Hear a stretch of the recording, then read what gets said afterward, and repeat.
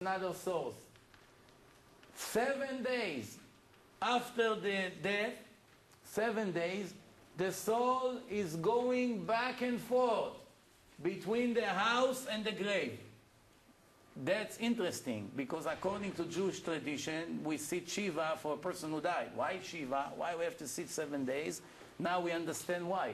Because the soul of the person who died will go back from the house where the people sit into the cemetery, back and forth for a period of 7 days, which means he sees exactly who sits Shiva, who really crying, and who is counting when they can share the millions. They hear everything and they see everything. So that's interesting, because this information was given to us 3,300 years ago when God gave us the Torah. We continue. In another place, this is what the Torah says. Rabbi Dosa says, God says in the Torah, Ki lo irani ha'adam v'chai, a human being cannot see me and stays alive.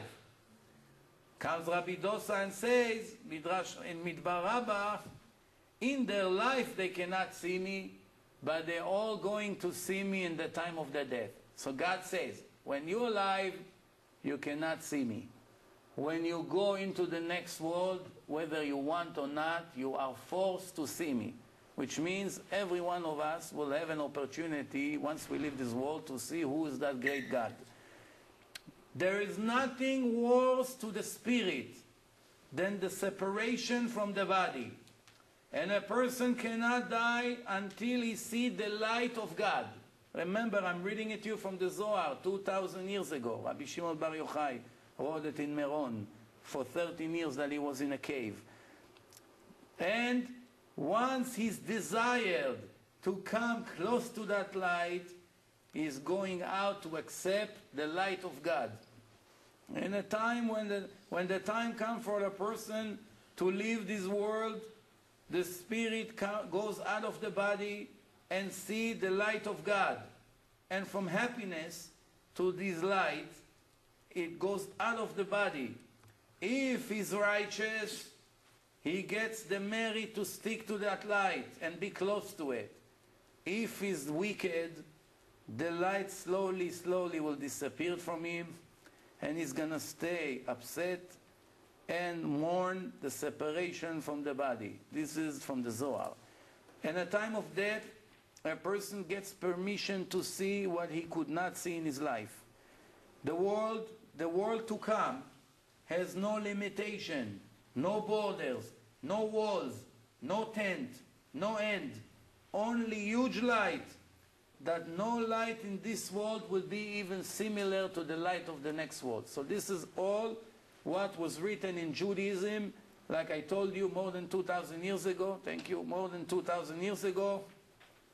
And we are seeing what happened to the people in our generation, that they describe the same thing that the Torah described at that time. When a time a righteous person is dying, God is telling the righteous people, accept his face. All the righteous people say, you are welcome to this world.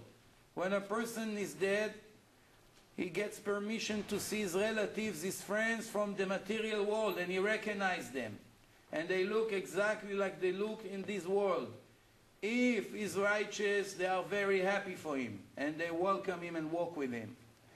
The Gemara says in the time of Rabban Yochanan ben Zakkai, when he passed away, he told his students around him, prepare a chair for the king of Judah, Chizkiyahu. He came to welcome me to the world to come. So what do we see here? Remember, we heard about those people who died 10 years ago, 20 years ago, Jews, non-Jews. They all describe things that actually the Torah told us many, many years ago. They said that they saw their relatives. The Torah said that when a person dies, he sees some of his relatives. Who could have known such information 2,000 or 3,000 years ago? Nobody was able to tell such information unless if we receive it from the creator of life. Comes the Torah and says like this: when a person died, he begins to see everything he did in his life. And he was told, this is what you did on that date. Do you confirm it? And he says, of course, yes. And another place it says, once a person left the world, God comes to him and say, I want you to sign on everything you did in this life. Now when you died for the way you live, and you have to sign and report that everything is correct. And he signs.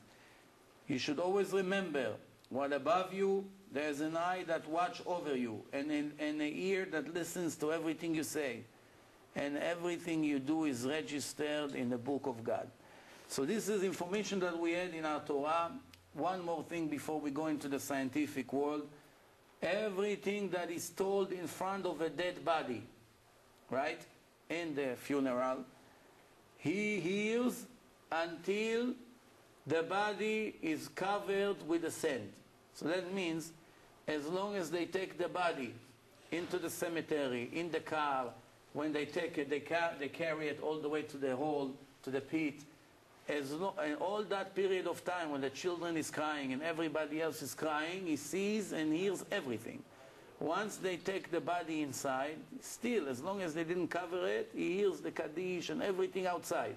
Once they cover the body with the sand, his ability to hear is now much more limited, but he's still here. Until the worms finish to eat all the skin and the flesh, he is still able to hear and see things above his grave. Once the worms eats the body completely, then he cannot see, he cannot communicate with this world completely. Amar lo Rav le Rav Shmuel. Rav say in the yeshiva when he was learning about 1800 years ago to his friend in the yeshiva, his name was Shmuel. And he told him, when I die, I'm counting on you to bring all the students from this yeshiva in this town to my funeral and say a great eulogy for me, because I'm going to be above you and listen to everything you're going to say. This is information in a Gemara. Remember, this is divine information for those who don't understand, because remember, everything we know about life after death came for the last 25 years. 25 years ago, if you say there's life after death, people would look at you as a weirdo. What is this guy dreaming? Today, it's scientifically been proven. The Rambam writes, the Torah told us not to communicate with the dead people. How can you communicate with the dead people? By all kinds of tricks. How do you do it? Pay attention. There's a way to communicate with the dead people by starving, fasting, going to sleep in a cemetery on the graves until you get the spirit of impurity. And this is what the Rambam writes.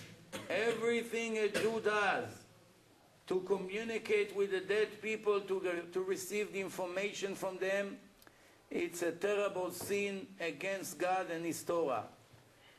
Everything we are going to show you in the next few minutes was done by non-Jews.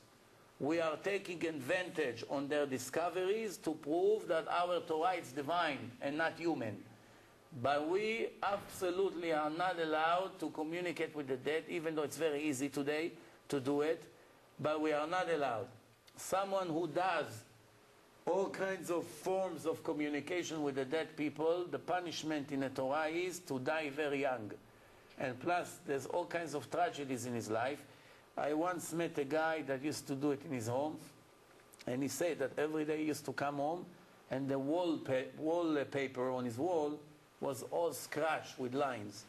Nobody lived there, he was alone. He said because we used to do those things in the house, there were many, many lines on the wall, things from doing it.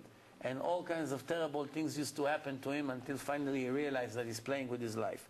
There is one famous seance in Israel that people communicated with the soul of the Prime Minister, the first Prime Minister of Israel, Ben Gurion.